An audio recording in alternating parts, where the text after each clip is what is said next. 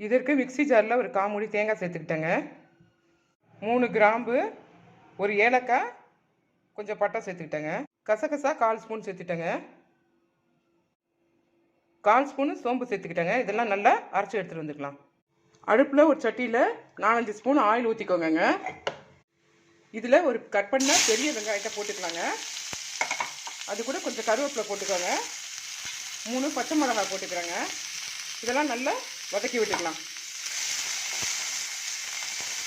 இப்போ வெங்காயம் நிறம் மாதிரி வந்துடுச்சுங்க. இப்போ இஞ்சி பூண்டு 2 ஸ்பூன் இதில் போட்டுக்கிட்டு நல்லா பச்சை வாசனை போகிற அளவுக்கு வதக்கி விட்டுக்கலாங்க.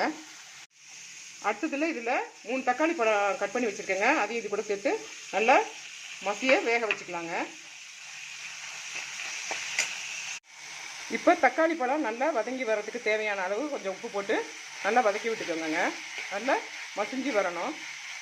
இப்போ தக்காளி நல்லா வதங்கி வந்துடுச்சுங்க. 1 ஸ்பூன் தனி மிளகாய் தூள் சேர்த்துக்கலாம். 1/4 ஸ்பூன் மஞ்சள் தூள் சேர்த்துக்கோங்க. 2 ஸ்பூன் குழம்பு மிளகாய் தூள் சேர்த்துக்கிறேங்க. இது கூட சிக்கன் மசாலா ஒரு 1/2 ஸ்பூன் சேர்த்துக்கோங்க. இது எல்லாத்தையும் நல்லா சேர்த்து வதக்கி விட்டுக்கோங்க. இதெல்லாம் நல்லா வதங்கி வந்துடுச்சுங்க. இப்போ தேங்காய் அரைச்சி வச்ச தேங்காய் விழுதை சேர்த்துக்கலாங்க. அரைச்சி வச்ச தேங்காய் விழுதை சேர்த்து நல்லா கிண்டி விட்டுக்கோங்க. இப்போ இதற்கு தேவையான அளவு தண்ணி ஊற்றி ஒரு 5 நிமிஷம் வேக வைக்கலாங்க. இப்போ எல்லாத்தையும் ஒன்றோட ஒன்றா நல்லா மிக்ஸ் பண்ணி விட்டு மூடி போட்டு ஒரு 5 நிமிஷம் வேக வைங்க. இப்போ மூடி போட்டு வேக வச்சுக்கிறோங்க. இப்போ குழம்பு நல்லா கொதிச்சு வந்துடுச்சுங்க. இப்போ குழம்பு டேஸ்ட் பார்த்துட்டு தேவையான அளவு உப்பு போட்டுக்கோங்க. நான் ஏற்கனவே கொஞ்சம் போட்டிருக்கிறேன்.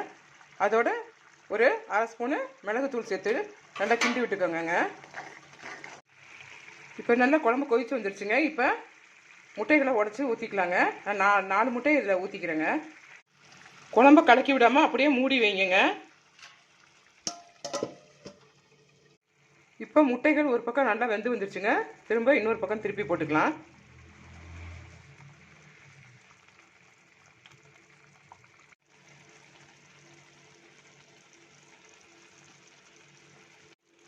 அருமையான முட்டை குழம்பு ரெடிங்க. இப்போ மல்லித்தழை தூவி இறக்கிக்கலாங்க. வீடியோ பிடிச்சதா லைக் பண்ணுங்கள், சப்போர்ட் பண்ணுங்கள், சப்ஸ்கிரைப் பண்ணுங்கங்க.